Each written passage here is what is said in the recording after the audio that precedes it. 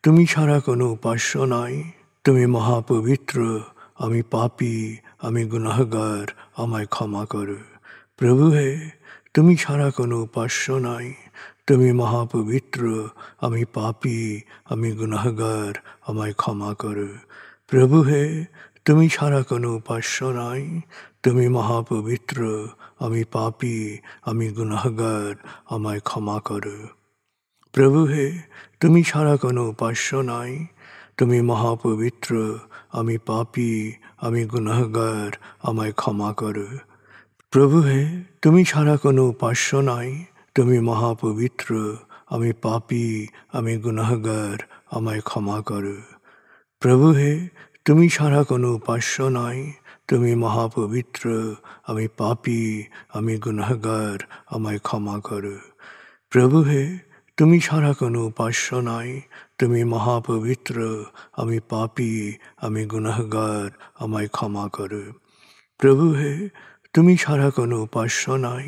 তুমি মহাপবিত্র, আমি পাপী, আমি গুনাহগার, আমায় ক্ষমা করো। প্রভু হে, তুমি ছাড়া কোনো উপাস্য নাই। তুমি মহাপবিত্র, আমি পাপী, আমি গুনাহগার, আমায় ক্ষমা করো। প্রভু হে, তুমি ছাড়া কোনো উপাস্য নাই।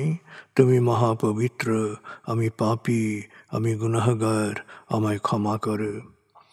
প্রভু হে, তুমি ছাড়া কোনো উপাস্য নাই। তুমি মহাপবিত্র, আমি পাপী, আমি গুনাহগার, আমায় ক্ষমা করো। প্রভু হে, তুমি ছাড়া কোনো উপাস্য নাই। তুমি মহাপবিত্র, আমি পাপী, আমি গুনাহগার, আমায় ক্ষমা করো। প্রভু হে, তুমি ছাড়া কোনো উপাস্য নাই। তুমি মহাপবিত্র, আমি পাপী, আমি গুনাহগার, আমায় ক্ষমা করো। প্রভু হে, তুমি ছাড়া কোনো উপাস্য নাই।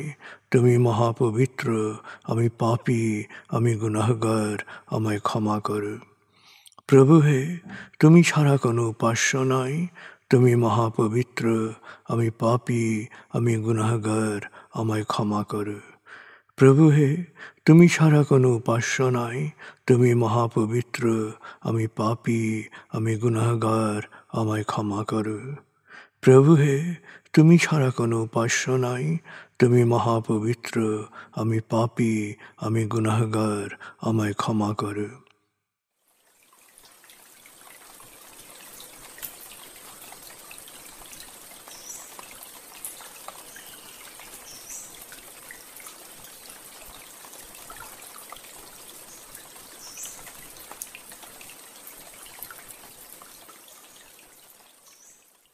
এবার আমরা সূরা তাকবীর এর মর্মবাণীর অংশ বিশেষে ডুবে যাব। তারপর ডুবে যাব আজকের জন্য নির্ধারিত সূরার তেলাওয়াত ও মর্মবাণীতে। 81 সূরা তাকবীর। দয়াময় মেহেরবান আল্লাহর নামে।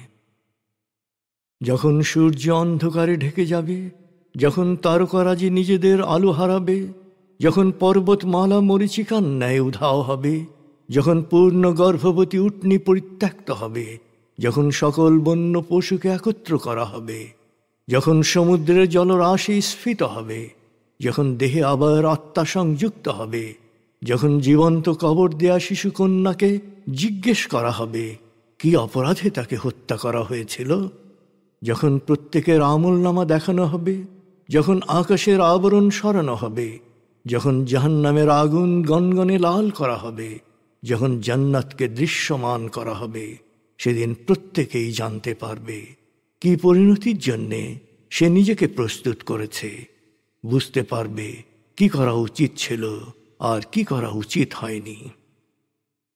সাক্ষী আবর্তনশীল নক্ষত্র, কক্ষপথে দৃশ্যমান গ্রহসমূহ যা এক সময় অদৃশ্য হয়, সাক্ষী রাতের অবসান মুহূর্ত এবং প্রভাতের আগমনকাল।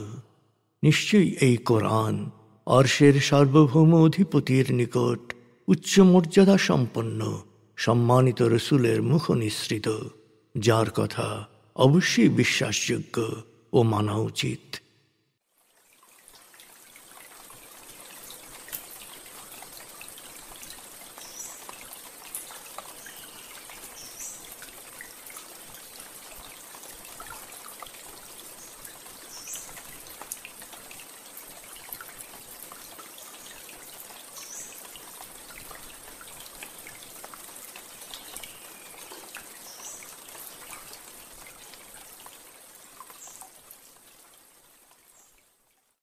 এবার আমরা সূরা ইয়াসিন 1 থেকে 32 আয়াতের তেলাওয়াত ও মর্মবাণীর গভীরে ডুবে যাব। 36 সূরা ইয়াসিন। বিসমিল্লাহির রহমানির রহিম। ইয়াসিন ওয়াল কুরআনিল হাকীম ইন্নাকা লামিনাল মুরসালিন আলা সিরাতিম মুস্তাকিম তানজিলাল আজিজির রহিম لتنذر قوما ما أنذر آباؤهم فهم غافلون لقد حق القول على أكثرهم فهم لا يؤمنون إنا جعلنا في أعناقهم أغلالا فهي إلى الأذقان فهم مقمحون وجعلنا من بين أيديهم سدا ومن خلفهم سدا فأغشيناهم فهم لا يبصرون وسواء عليهم أأنذرتهم أم لم تنذرهم لا يؤمنون إنما تنذر من اتبع الذكر وخشي الرحمن بالغيب فبشره بمغفرة وأجر كريم إنا نحن نحيي الموتى ونكتب ما قدموا وآثارهم وكل شيء أحصيناه في إمام مبين واضرب لهم مثلا أصحاب القرية إذ جاءها المرسلون إذ أرسلنا إليهم 2 فكذبوهما فعززنا بثالث فقالوا إنا إليكم مرسلون قالوا ما أنتم إلا بشر مثلنا وما أنزل الرحمن من شيء إن أنتم إلا تكذبون قالوا ربنا يعلم إنا إليكم لمرسلون وما علينا إلا البلاغ المبين قالوا إنا تطيرنا بكم لئن لم تنتهوا لنرجمنكم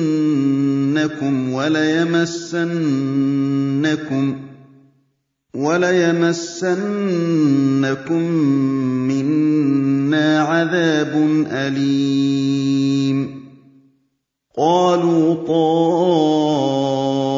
طائركم معكم أئن ذكرتم بل أنتم قوم مسرفون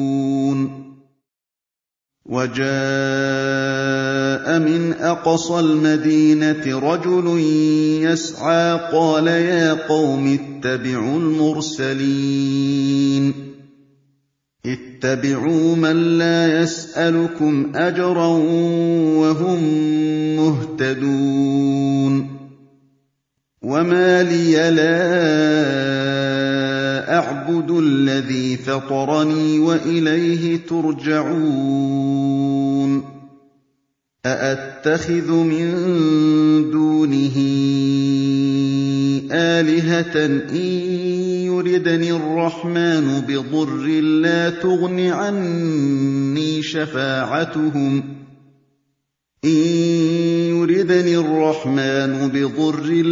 تغن عني شفاعتهم شيئا ولا ينقذون إني إذا لفي ضلال مبين إني آمنت بربكم فاسمعون قيل ادخل الجنة قال يا ليت قومي يعلمون بما غفر لي ربي وجعلني من المكرمين وما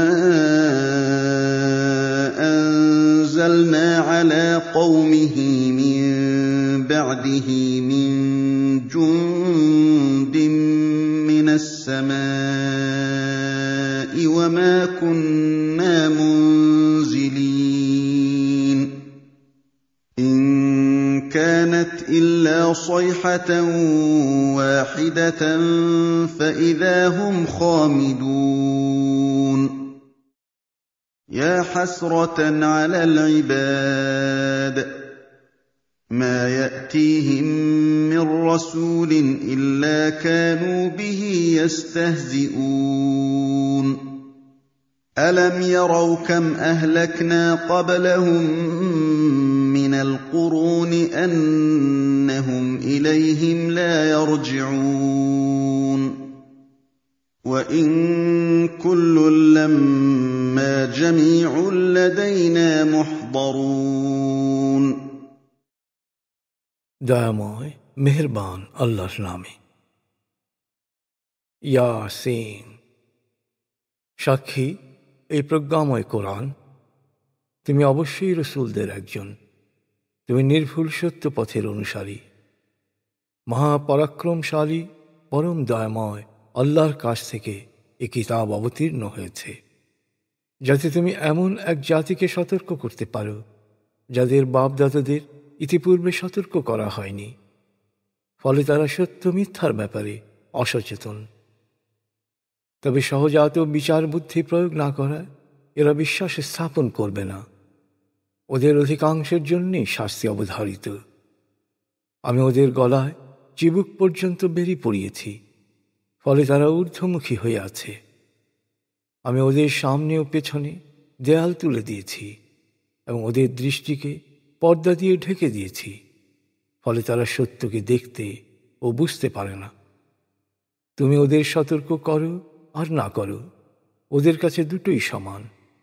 ওরা বিশ্বাস স্থাপন করবে না। হে নবী, তুমি শুধু তাদেরকেই সতর্ক করতে পারবে যাদের হৃদয় সত্য শুনতে প্রস্তুত এবং না দেখেও যারা করুণাময় আল্লাহ সম্পর্কে সচেতন। তাদের তুমি ক্ষমা ও মহাপুরস্কারের সুসংবাদ দাও। আমি অবশ্যই একদিন মৃতকে জীবিত করব, আর তাদের সব কর্মকাণ্ডের বিবরণ লিপিবদ্ধ করা হচ্ছে এবং তাদের সব ভালো মন্দের নিদর্শন সুস্পষ্টভাবে সংরক্ষিত হচ্ছে বিশেষ প্রক্রিয়ায়।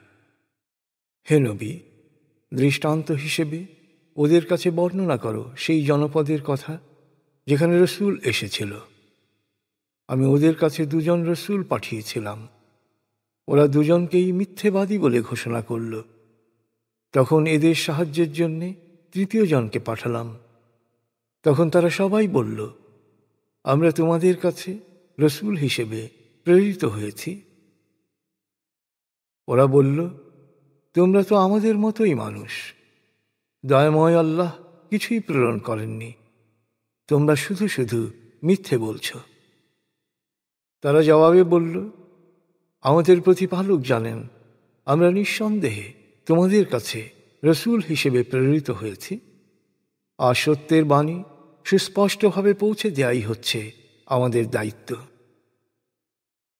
জনপদের অধিবাসীরা তখন হুমকি দিল, আমরা তোমাদেরকে অশুভ অমঙ্গলের কারণ মনে করি।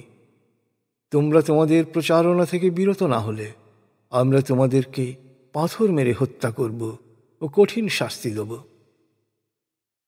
রসুলরা জবাবে বলল, তোমাদের অকল্যাণ তোমাদের সাথেই সম্পৃক্ত। তোমাদের বিবেকের কাছে সত্যের বাণী পৌঁছে দেওয়াকেই কি তোমরা অশুভ মনে করছ? হায়, আসলে তোমরা নিজেরাই সীমা লঙ্ঘন করছ, নিজেদের অমঙ্গল ডেকে আনছ। এর মধ্যেই জনপদের এক প্রান্ত থেকে একজন ছুটে এসে বলল, হে আমার সম্প্রদায়, তোমরা রসুলদের অনুসরণ করো।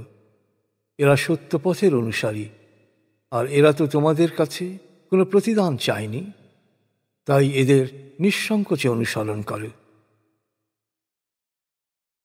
পারা 23। সে বলল, যিনি আমাকে সৃষ্টি করেছেন, যার কাছে আমাদের সবাইকে ফিরে যেতে হবে, তার ইবাদত না করার পেছনে আমার কি যুক্তি থাকতে পারে? আমি কি আল্লাহ ছাড়া অন্যদের উপাস্য হিসেবে গ্রহণ করব? অথচ দয়াময় আল্লাহ আমাকে ক্ষতিগ্রস্ত করতে চাইলে এই উপাস্যদের সুপারিশ আমার কোনো কাজে আসবে না, আর এরা আমাকে বিপদ থেকেও উদ্ধার করতে পারবে না। তাই অন্য কোনো উপাস্য গ্রহণ করলে আমি নিশ্চিতই বিভ্রান্তির অন্ধকারে হারিয়ে যাব। এরপর সে বলল, হে আমার সম্প্রদায়, তোমাদের সবার প্রতিপালকের ওপর আমি বিশ্বাস স্থাপন করেছি। তোমরা আমার কথা শোনো, তোমরাও বিশ্বাস স্থাপন করো। কিন্তু ওরা তাকে অন্যায়ভাবে হত্যা করে ফেলল। এরপর তাকে বলা হলো, জান্নাতে প্রবেশ করো। তখন সে বলে উঠল, হায়, আমার সম্প্রদায় যদি জানতে পারত কি কারণে আমার প্রতিপালক আমাকে ক্ষমা করেছেন এবং সম্মানিতদের অন্তর্ভুক্ত করেছেন। তার মৃত্যুর পর আমি তার সম্প্রদায়ের বিরুদ্ধে আকাশ থেকে কোনো সেনাবাহিনী পাঠাইনি, আর তার প্রয়োজনও ছিল না। শাস্তির জন্যে শুধু এক প্রচণ্ড শব্দ, আর সে জনপদের সব কিছু ছাইয়ের মতো নিস্তব্ধ, নিষ্প্রাণ হয়ে গেল। হায়, অধিকাংশ মানুষকে আফসোসের বোঝা বহন করতে হবে। ওদের নিকট যখনই কোনো রসুল এসেছে, তখনই ওরা তাকে নিয়ে হাসি তামাশা করেছে।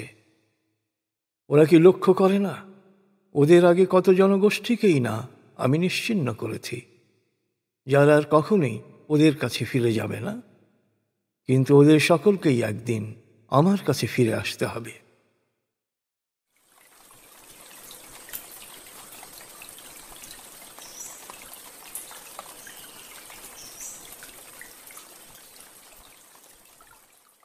আপনি এতক্ষণ মর্মবাণীর গভীরে ডুবেছিলেন। এবার আপনার মনে মর্মবাণীর যে বিষয়গুলো দাগ কেটেছে, সেই বিষয়গুলোর ভাবনায় ডুবে যান।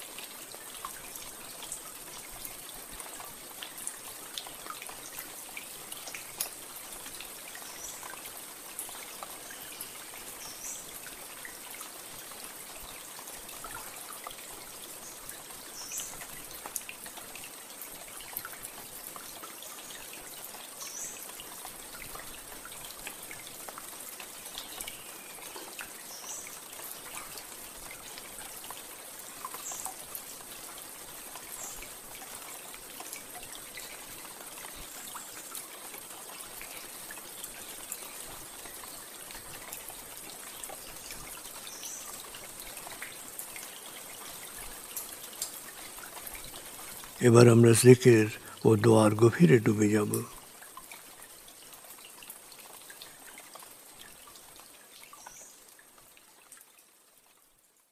এবার হালকাভাবে চোখ বন্ধ করুন, লম্বা দম নিন, নাক দিয়ে দম নিন, আস্তে আস্তে মুখ দিয়ে দম ছাড়ুন।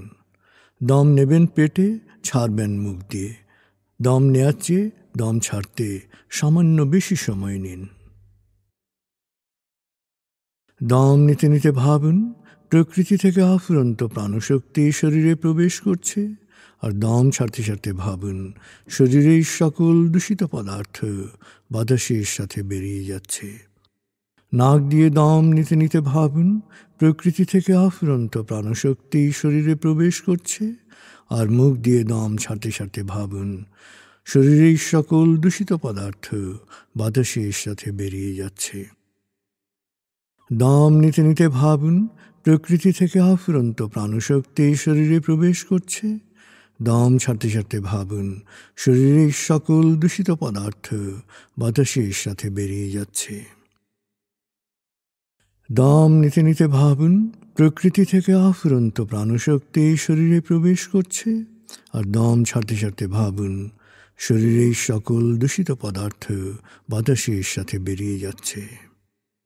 দম নিতে নিতে ভাবুন প্রকৃতি থেকে আফুরন্ত প্রাণশক্তি শরীরে প্রবেশ করছে, আর দম ছাড়তে ছাড়তে ভাবুন শরীরের সকল দূষিত পদার্থ বাতাসের সাথে বেরিয়ে যাচ্ছে। এবার দম স্বাভাবিক হতে দিন। স্বাভাবিকভাবে নাক দিয়ে দম নিয়ে নাক দিয়ে দম ছাড়ুন। আপনার অঙ্গ শিথিল ও নিষ্প্রাণ হয়ে আসছে। এবার নাক দিয়ে ধীরে ধীরে দম নিয়ে বেশ সময় নিয়ে ধীরে ধীরে নাক দিয়ে দম ছাড়ুন। দম নেওয়ার চেয়ে ছাড়ায় সময় একটু বেশি নিন। ধীরে ধীরে দম নিন, ধীরে ধীরে দম ছাড়ুন। ধীরে ধীরে দম নিন, ধীরে ধীরে দম ছাড়ুন। ধীরে ধীরে দম নিন, ধীরে ধীরে দম ছাড়ুন। ধীরে ধীরে দম নিন, ধীরে ধীরে দম ছাড়ুন। ধীরে ধীরে দম নিন, ধীরে ধীরে দম ছাড়ুন। এবার দম স্বাভাবিক হতে দিন। আপনি এখন দম খেয়াল করুন। বাতাস নাক দিয়ে ফুসফুসে প্রবেশ করছে, আবার বেরিয়ে আসছে। আপনার পুরো মনোযোগ নাকে দমের প্রবেশ পথে দিন। বাতাস স্বাভাবিক যাওয়া আসা করুক, আপনি শুধু দম খেয়াল করুন।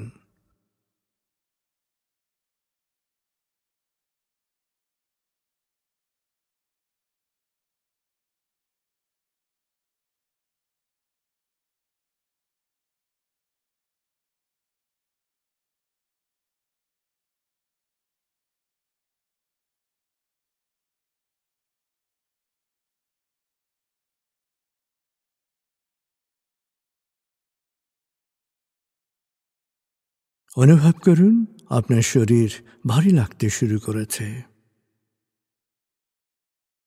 আরাম আরাম আরাম অনুভব করুন শীতলতা স্রোতের মতো, বরফ গলা পানির মতো আপনার মাথা থেকে শরীর বেয়ে নিচের দিকে নেমে যাচ্ছে।